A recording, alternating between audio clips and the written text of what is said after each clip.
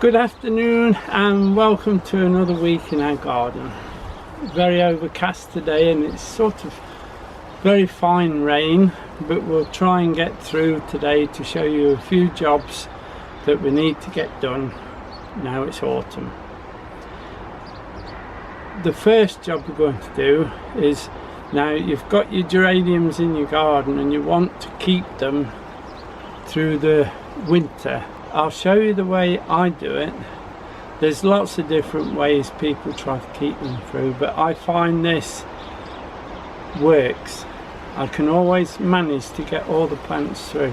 When I finish with them, I just put them in the shed near the window and that's it. I don't even water them unless I'm really desperate for water. But I'll show you what to do anyway. What I'm going to put them in is, I couldn't get any agricultural sand this year, so I'm using builder's sand, but I know the quarry it came from is taking sand from out the ground. It's not got any salt or anything in it, so that'll be fine. So I'm using the building sand. It's actually what we're using for the patio, but it's we won't miss a little. What I do, I put some potting compost in it as well, but just enough to colour it. So I would say it's 3 parts sand, 1 part compost, and then really mixed up, because we don't want anything in there to feed these plants. We don't want to wake them up, we just want them to hold through the winter. This is a tray I've half done already, but this principle's the same. Now I always mix all the geraniums together, even the ivy leaf go in there as well, and then we'll sort them out when we pop them up in the spring. So we'll take the plant. Here you are. There it is. Looks a bit bedraggled, but that'll be fine. When we finish, that'll make a good plant. So what I normally do, I get a stick with a little bit of sharp on and I start knocking the compost off. We do this every year. Those that's been with us for a while, you've seen us do it before. Just knock as much as you can off. And you're also, while you're doing it, you're looking for vine weevil. Doing it this way, we don't seem to get a lot of vine weevil, but you never know. And we don't buy plants in, so if the plants are clean when they're stored, they should be clean next year when they grow. So we've taken that off, that's fine. And now any flowers that are on it we take off anyway, so we can see what we've got. That's not bad. We'll get the secateurs now. And if we take just this shoot here, I'm going to cut it just there, look, just above where that little growth is there, and that leaf can come off, and that leaf, we don't want those. So we just go round, find a nice low one there, look, take that off. That leaf can come off, and that one, we don't want too many leaves. This one, can't keep all that. See all these bits on, these will rot back and rot the stems, so the best thing to do with that, I think, is we'll take it off there. This one, we've got several breaks on that one, so there's a little bit of green there, so we'll take that one off, and that one can completely out.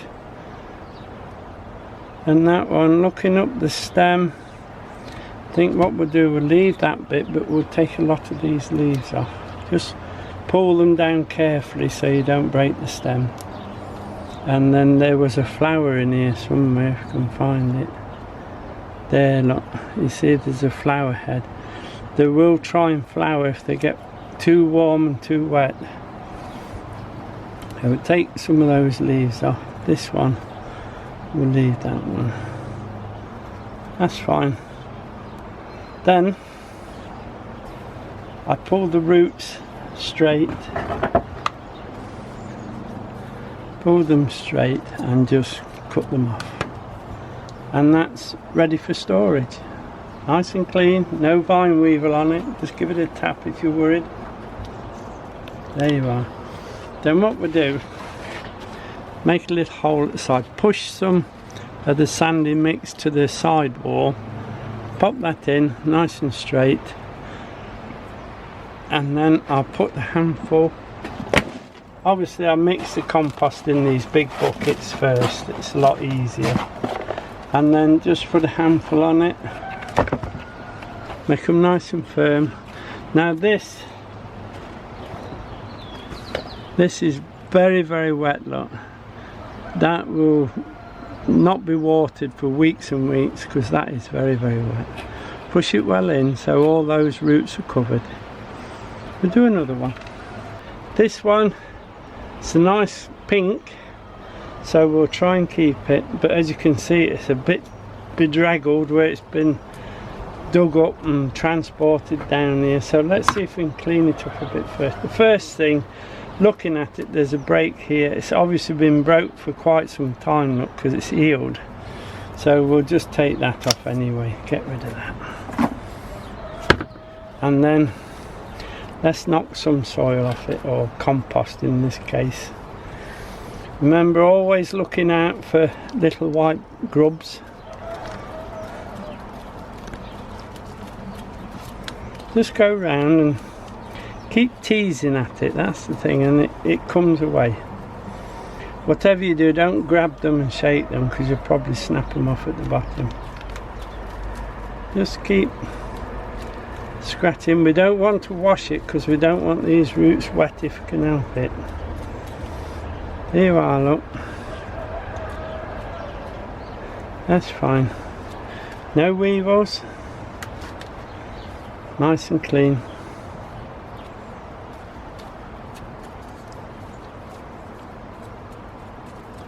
And then let's just go around the top and take this off quickly for you. This one I'm going to take off. I'll take this flower off first so I can see. There you are. So another flower there. Look, we don't want that. Let's take it off just above this node here. You see? We've got this one coming up, so it'll be fine. These old ones coming down here, it's very old, that is. We'll have a quick look at it, and I think that all can come out. That's better. Let's take that one off as well. Try and cut just above a node if you can, and at a slight angle like we always do. Let's go just above that node as well. Right, we'll get rid of that. If you've got a heated propagator and probably a light, you could actually take cuttings off these and they will root. So you can really produce quite a few geraniums through the winter as well. But you will need a heated propagator and a light. Right, so let's have a look what we can do with this one. There's a few leaves here we don't want. Look, that one's yellow. That's got there's a flower there. Look, we don't want flowers. There you go. We'll just get this one done and we'll show you a few. That's come a bit loose. Look, that's no good now. We'll take that off. That's fine. That's fine. Looks a bit brutal, but they do actually get through the winter very well like this. Make it a little bit deeper and put some sandy mix against the wall of the pot. In this case, these are just buckets actually that I use. Cut the top of the bucket off and there, and put it so it's in, so we don't want it sticking out. And then handful of the mix.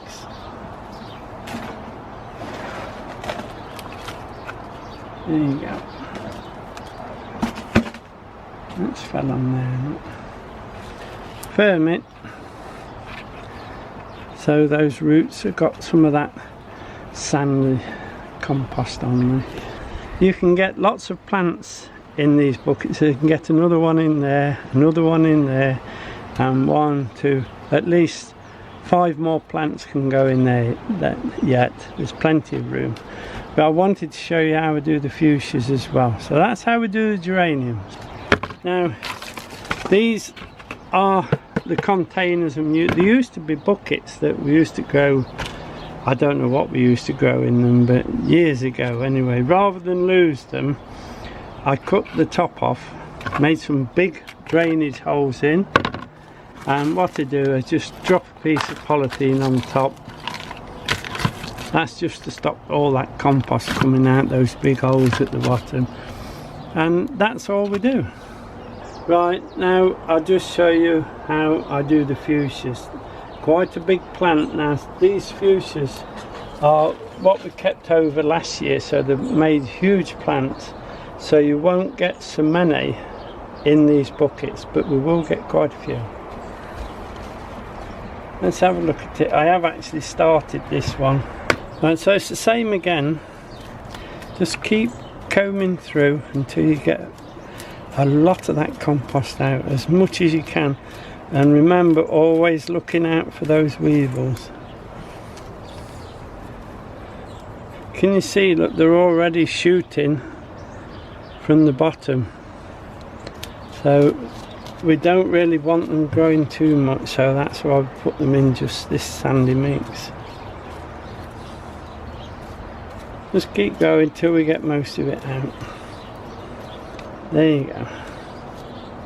There's another little shoot there as well, so it really is trying this one. Let's take some of this top off. You couldn't really keep it through the winter like that. So let's see what we can do. If you follow each one up, these are breaking down here. So let's go just above those. We don't want all this. Again, lots of cuttings there if you wanted them. Follow this one up, look. Can you see where it's breaking here? That's fine, we'll go for that. And this one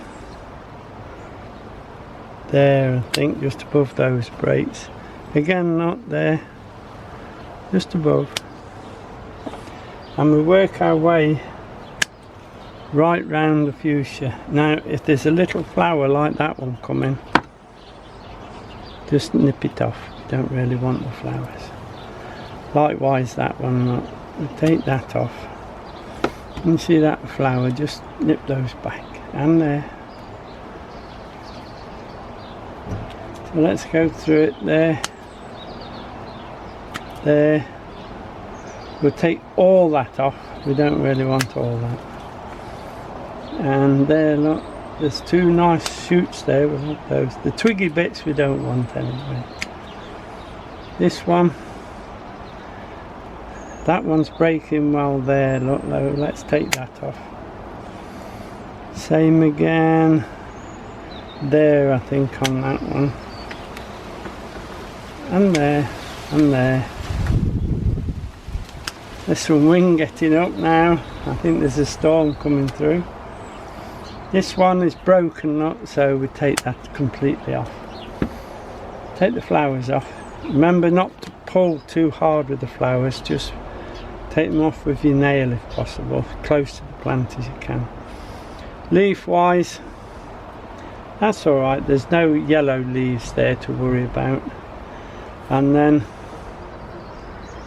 comb those back, and a little white feather there. Look. Comb those back, and the scissors, I find it easier to cut the roots with the scissors rather than the secateurs, so we just take those off. And there you are. It's even growing already, look. I'll just put a little bit more in there, it makes life easier. There you are. I'll be able to show, I should do it at the back so I can show you. Push a wall up against the side of the pot.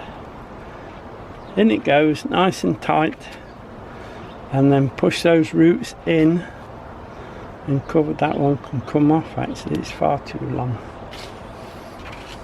And that's how we do that. So we'll get 1, 2, We might get 5, probably 6 big ones in there. Right, now the bakupa is done the same. Go round, take all this off. I'll just show you quickly. Comb quite hard, but not too hard, but you must get that compost out.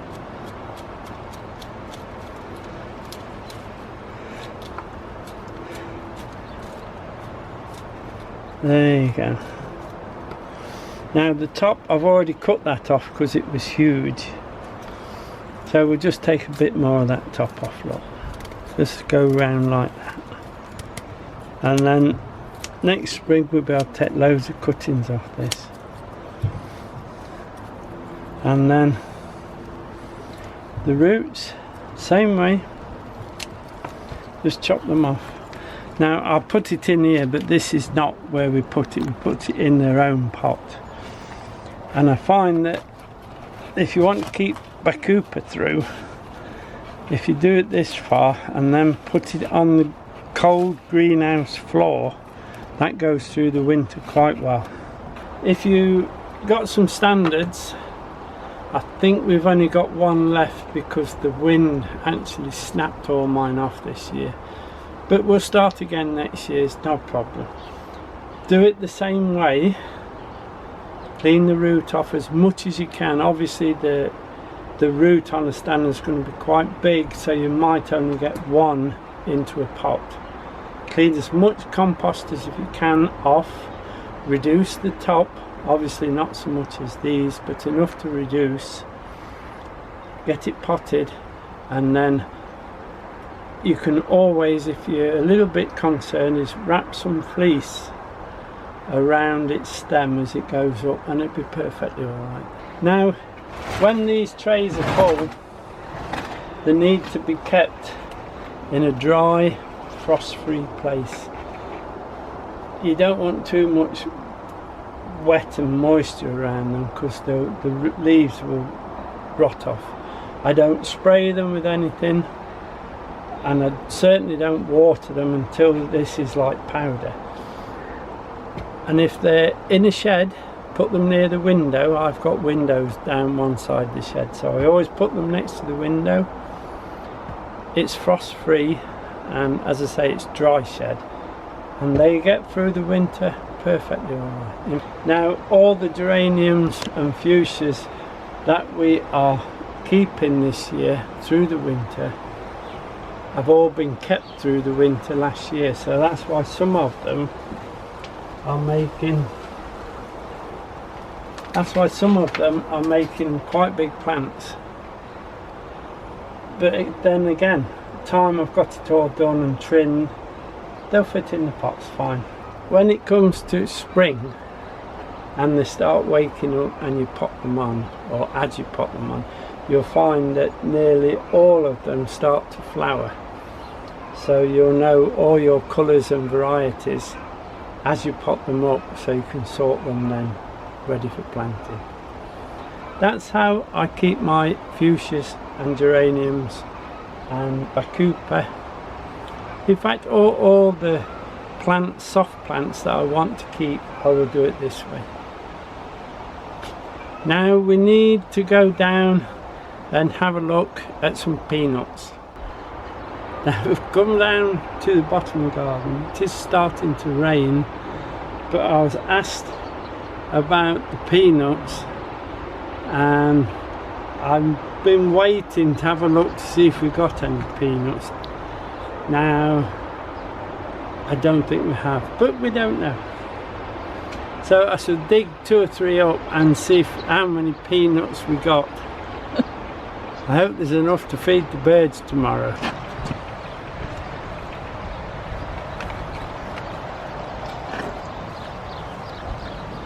Well, I can say with confidence there's no peanuts on that one. Oh, there is. One, but very small.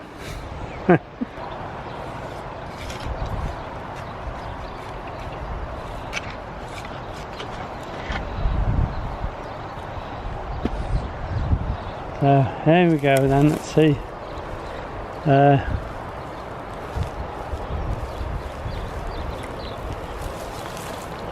No, I'm afraid there's none on that, so there's no peanuts. Oh well. Obviously they don't like this wonderful climate we've got here, all the soil, so I can quite confidently say this is not peanut country. Now it is raining.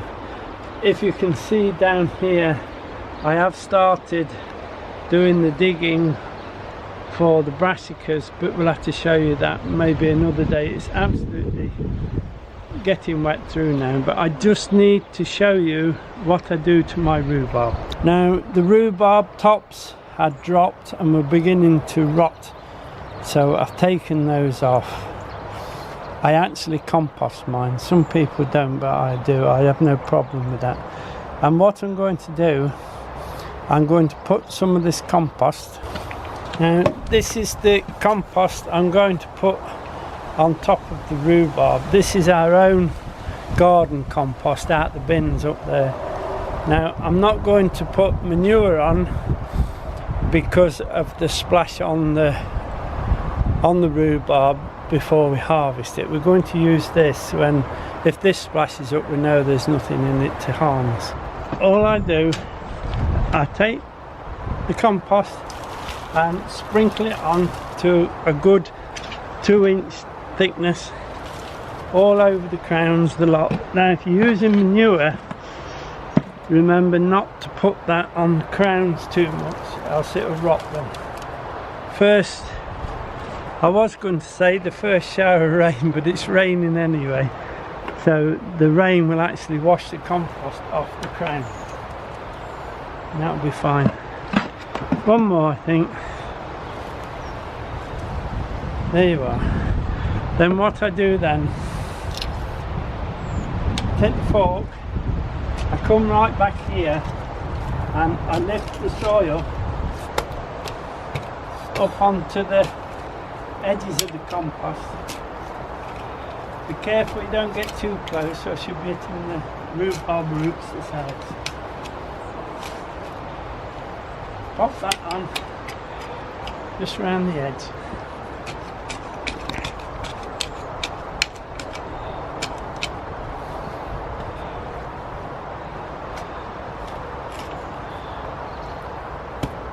Just break it down a little.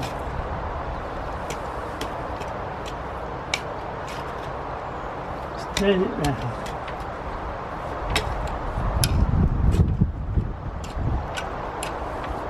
Very wet soil down here, but it'll be fine.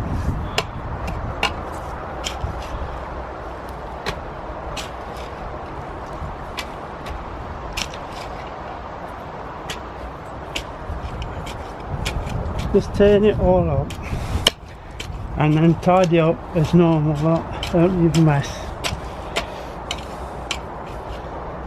Now the rain does seem to be easing a little.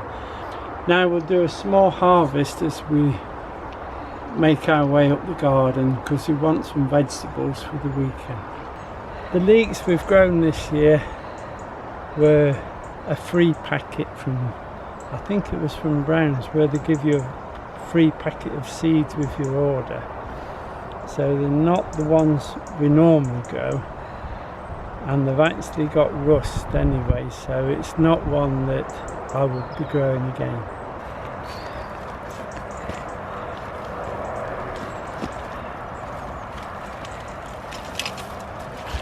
They haven't made too bad a plant, but I don't like to see all the rust on them. I'll just bang some of this soil off, because I prefer the soil in the garden and then in the compost bin. Yeah, that's alright for a leek. Bit of rust. That doesn't affect the taste, obviously, so I want 3, I think. Oh, they're in well.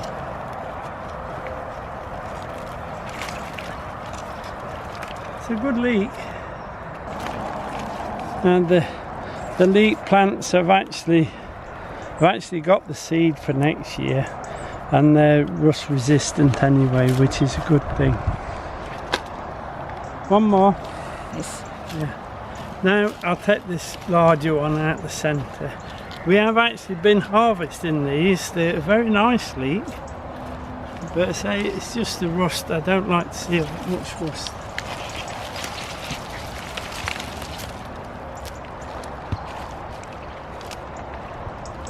You see, it's a good leek. Let's knock some of this soil.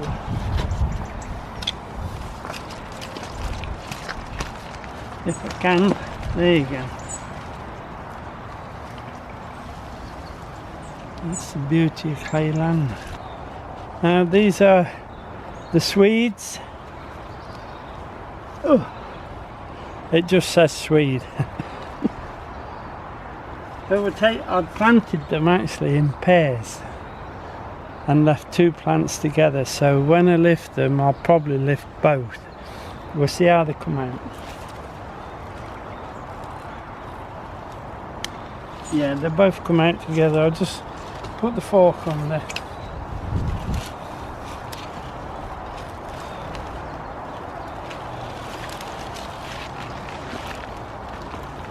That's the smaller one of the two. Chickens will love those tops. That's the larger one. They'll do fine. Now, because we're moving into the time when we have soups and stews, Diane says she wouldn't mind a couple of turnips as well. There's a nice one. It's got a bit of a mark on it there, but that's fine. And that one, that's my pheasants and partridges. I came down the garden earlier in the week. It'll be about 7:30, 8:15 time, and I had 9 partridges and 7 pheasants on the garden helping me. So, but as soon as I come down they fly off, and then when I've gone they all come back. But that's what they do. They scratch at them. That's fine. As long as we've got some, we'll take that one as well. Perhaps we'll do 3. You don't want them too big. That's Swedes there, so they're only here. There you are, look. So 3 turnips that the wildlife has left us. We'll take a few of these pulling onions. The weather's getting to them a bit, and what I found is the guardsmen are standing fine, and the one called Parade has actually picked up a bit of rust. I do believe it could have been off the leeks, or the leeks have got it off the onions. So that's Parade, has come out with rust. Guardsman's fine. So I'm inclined to take the guardsman. I would take the guardsman, I think. If you can remember, we set these in that nice peaty soil, and that's still round them, and they come out beautiful. So that'll be enough for now. That's the guardsman. No rust on them at all. Parade, got rust. I'll just show you them now. This is that nice compost that we set them in. As soon as I put water on though, they'll all come apart nicely. It's not a bad onion. This is the celeriac that we're going to pick through the winter. Next week I'll show you how I dress the plants, take some of the foliage off and wrap them up in the straw ready for winter, so that the frost doesn't nip the tops of the celeriac. I don't know if you can remember this Sherwood cabbage, but it's got to come out now. It's been a bit overcrowded with these cauliflowers. So we'll whip it out and see what we've got of it. Remember, we've already had one big head off it. What I might do is I might try and pull the lot out.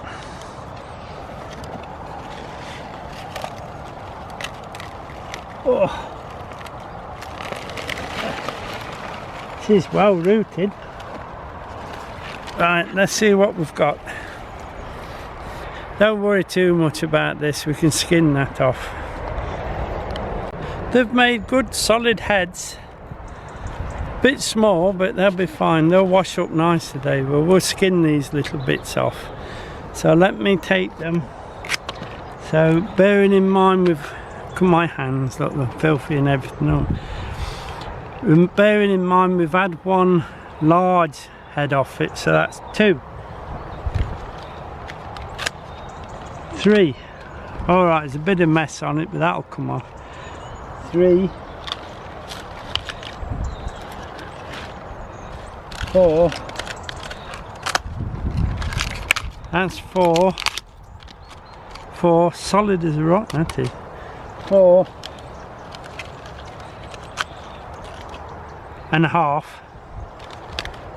These will go for the chickens, obviously. And a quarter, so that's 4.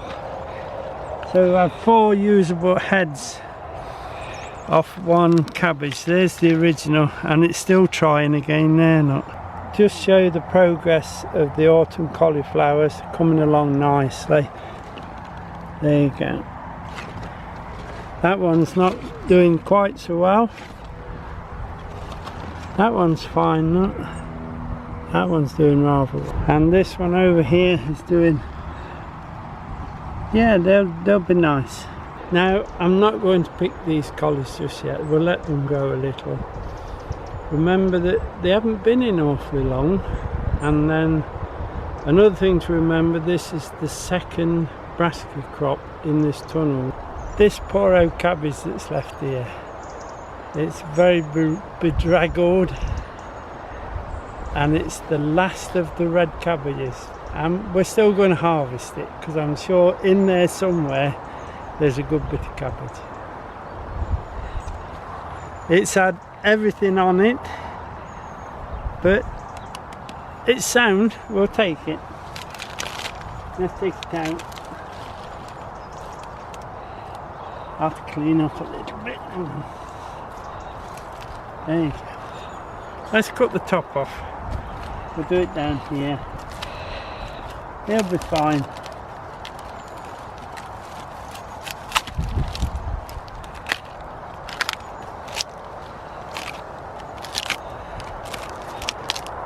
There you are, another couple of layers in, and that little old cabbage will do fine.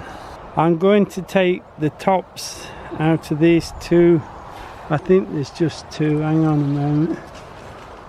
Yeah, there's only 2 more or less ready. They're winter broccoli.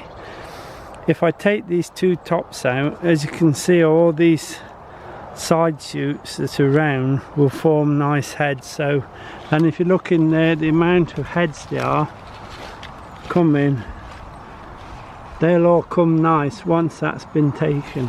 So we'll take the top one. I'll just take it there, I think.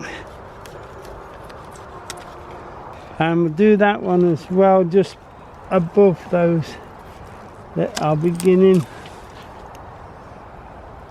That's it.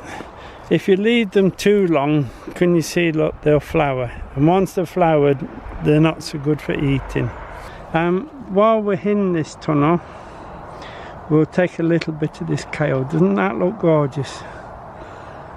Beautiful piece of kale, that. Clean as a whistle. I'll just break the stems off, look. Shake the moisture out. And then that's nice.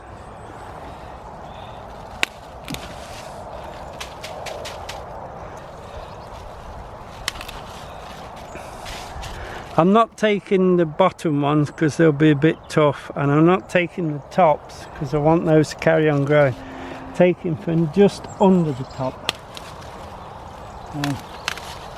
There you are then. Doesn't that look nice? We'll just take a few of the carrots out so we can take those up to the house. They want a good wash though. Not a bad carrot. Now, they won't all be like this, I can assure you, but we'll take a few and we'll give them a wash and see what they come out like. There might be a few marks on them. We'll have to wait and see when they're washed. Yeah, that's more like our carrots than the others. They're not no good, the little tiny ones. But that's fine. It's all down to taste.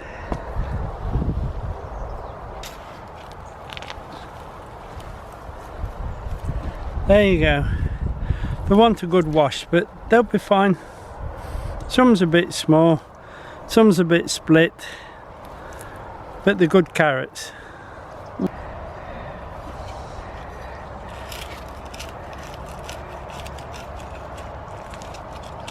Now we've got them. Oh, I think it was worth it. There it is. That's our carrots. But they'll do. These cabbages here, we've already had one actually. These are the mini cole.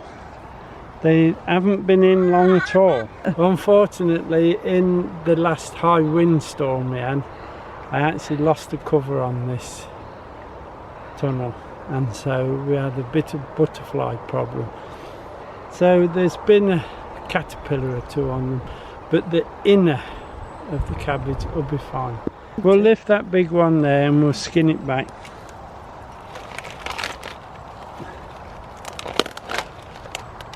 Now these are mini cole. They don't make a big cabbage, so that's as big as you'll get, but they're so quick, it's unbelievable.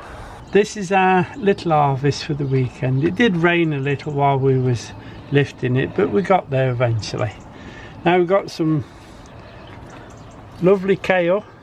Very, very pleased with the kale. Growing it in under the insect mesh has brought it up beautiful and clean and fresh.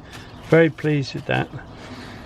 Now this is broccoli that's a little early, but I think that's down to the weather, but there's plenty more shoots coming up, so there'll be lots of that still to come. There's the guardsman onions, and of course our famous carrots.